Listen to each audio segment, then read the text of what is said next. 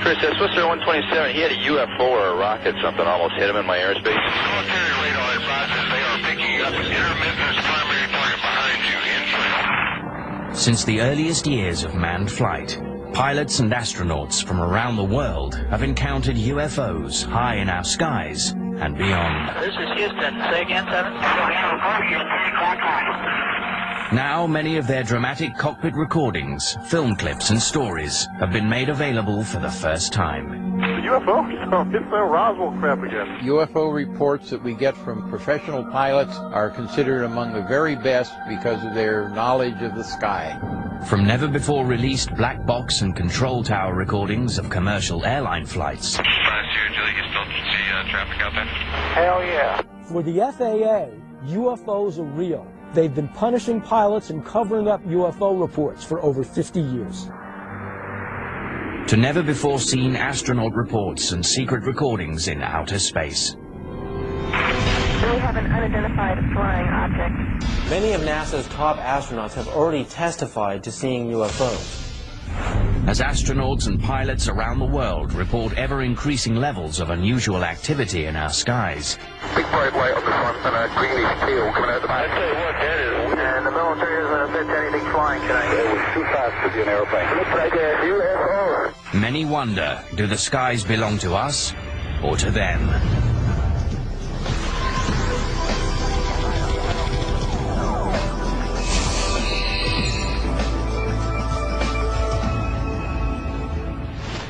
The report that was made last November 17th of a UFO spotted over Alaska attracted special attention. This sighting was made by an airline pilot with 29 years of experience. The crew claims that while it was flying over Alaska last November, it was followed for 400 miles by strange white, yellow, and amber lights. Of the thousands of reported pilot encounters with UFOs around the world, few are more harrowing than the episode on the 17th of November 1986 involving Japanese Airlines Flight 1628 high above the Alaskan tundra. Regarding airline cases in America, the GL is very interesting because you have multiple witnesses. It was a cargo aircraft, and the pilots observed an object that seemed to be tracking along with their aircraft. It involved an investigation by the FAA. This is an official government investigation of the sighting itself. The events of that night were captured on tape. Spinner 1628 heavy. Military radar advises they are picking up an intermittent primary target behind you in trail. In trail, I say again.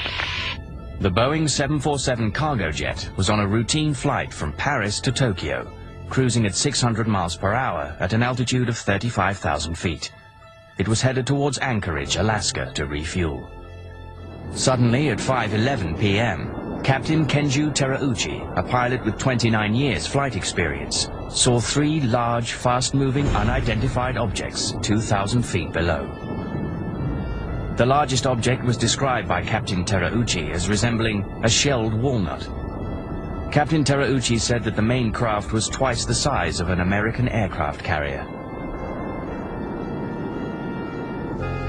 Co-pilot said it was as solid there as if you were seeing an oncoming jet with its lights on, except it wasn't an oncoming jet. 747 was nothing compared to this big flying saucer. After several minutes of observing the UFOs, the pilots realized that the objects were now matching their speed, 600 miles an hour, and tracking them. The captain reported that the objects began, quote, making moves that are impossible for any man-made aircraft to perform. Then, without warning, two of the smaller craft suddenly rose and shot directly in front of the pilot's window. The objects came so close to the aeroplane that Captain Terauchi recalled that the intense glow made his face feel warm. All of a sudden they appear and they're traveling right in front of the aircraft, and they were sort of wobbling back and forth as they moved. They seemed to be only 1,000, maybe 2,000 feet in front of the aircraft and traveling at 600 and some miles an hour. At that very moment, their radio link to Anchorage went dead, leaving the aircraft flying blind. A horrifying catastrophe was seconds away when the UFOs rose and veered left. Deviate from some object. Equilibrating 240. Spinner 1628 heavy. Deviations approved as necessary for traffic. It's quite a bit. Make a formation. In his official FAA report, Captain Terauchi said we had to get away from that object. Spinner 1628, sir, do you still have the traffic? Disappears, Spinner 1628. Spinner 1628, I understand you do not see the traffic any longer? Okay. Moments later, an urgent message came in from Elmendorf Air Force Base.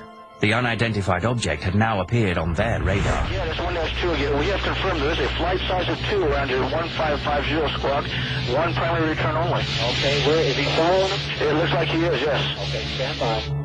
The phrase flight size of 2 indicated that JAL 1628 had uninvited guests, possibly with hostile intentions. 1628 Heavy, military radar advises they are picking up intermittent primary target behind you, in trail, I say again. Immediately after this confirmation, the FAA requested that the Air Force scramble jets. Do you have anybody to scramble up there, or do you want to do that? Well, we're going to talk to your liaison officer about that. It's starting to concern Japan Airlines. It's 360 now, and still falling. Okay, we'll call the military desk on this. Although the military desk took no action, JAL 1628 landed safely in Anchorage at 6:20 p.m. Extensive media coverage around the world has helped make this incident one of the most widely reported UFO cases in history. The JAL case continues to inspire debate about the nature and intent of the objects that tracked the 747. To this day, it remains a mystery. The Japan Airlines 747 had a saucer go around it. The papers mysteriously disappeared from the FAA office. The 30th of January 1987. Only 2 months after the JAL report, a similar UFO event took place in Alaskan skies. But this one involved the U.S. military. A U.S. Air Force KC-135, flying from Elmendorf Air Base in Anchorage to Eielson Air Force Base near Fairbanks, reported a chilling UFO-related incident at 20,000 feet.